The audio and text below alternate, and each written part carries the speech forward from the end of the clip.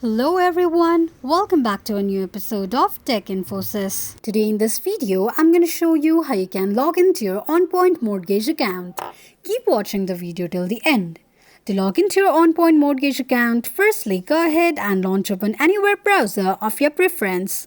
On the search box at the top, type in homeloanapp.onpointcu.com and make a search. The login page of pointMortgage account will appear on the screen. Enter your email address and password associated with your pointMortgage account and tap on Sign In.